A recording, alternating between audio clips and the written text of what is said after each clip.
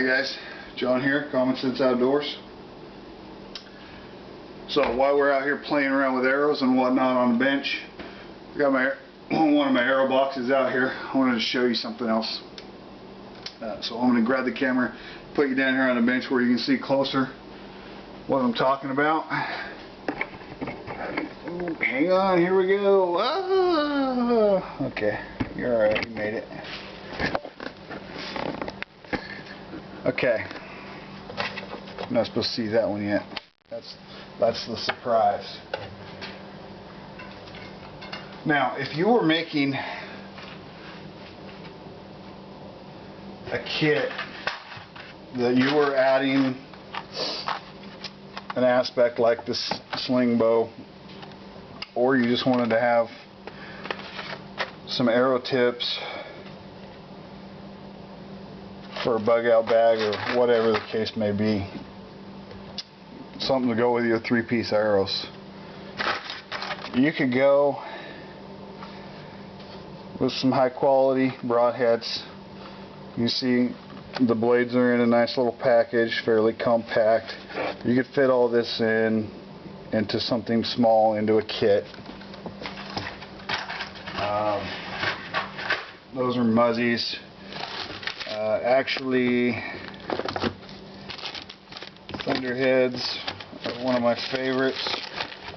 They actually come in little containers like this with all your blades and stuff. So that would be easy to put into a kit. But if we're talking about survival scenario, which should normally be short term, what would we want to be hunting for food in a short-term survival scenario? Most likely small game. Birds, any bird in North America is edible. Rabbits, squirrels, things of that nature. So for tips on something like that, this is what you'd call a judo point. First, let me say, this is a standard field tip. This is your target tip, what you practice with. It should be the same number of grains or same weight as your hunting tip. So you can practice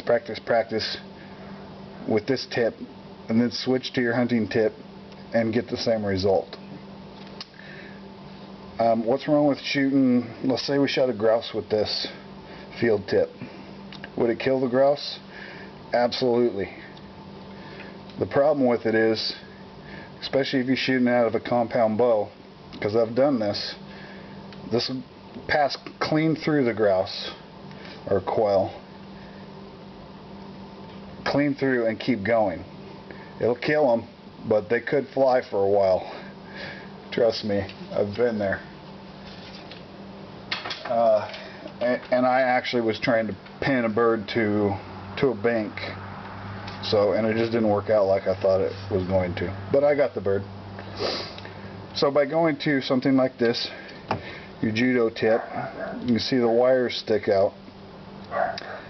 This prevents the arrow from passing through the bird. It hits it hard enough to kill it. The wires prevent it from going through the bird. The other nice thing about a tip like this is the chances of you losing this arrow are slim to none, unless you hit a branch or something in flight. As soon as this hits anywhere on the ground or the animal, these wires are going to hit something and topple this arrow. So it'll be laying right on top of the ground every time, unless you hit something in flight. Next option is just a rubber blunt tip. Good option. They work very well. Another option is very similar to the judo tip,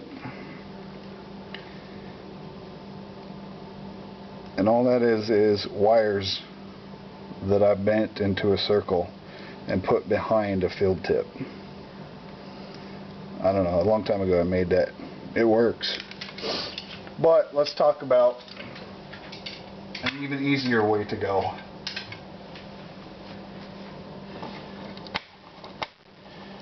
you take your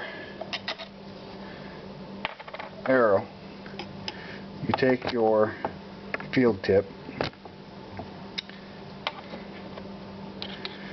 and you go get washers that fit over your field tip.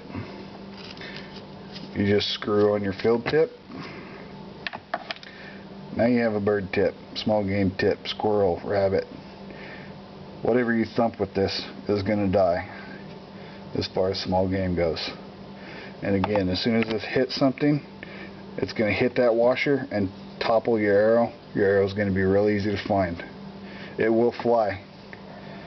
You're thinking, oh, well, that's going to have wind resistance, blah, blah, blah. No, 20 yards or under, this isn't even going to affect it. So the title of the video says 1 cent bird tip, small game tip.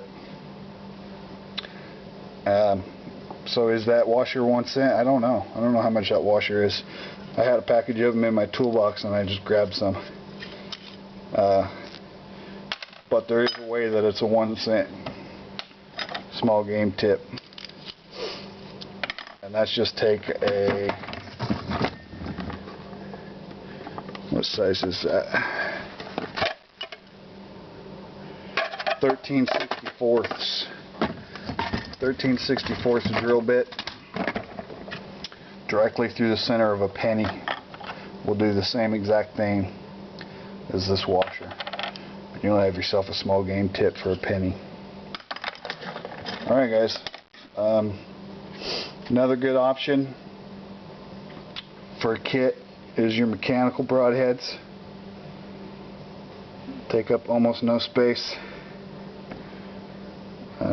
Little rubber bands probably wore out on this one, but when these hit your target,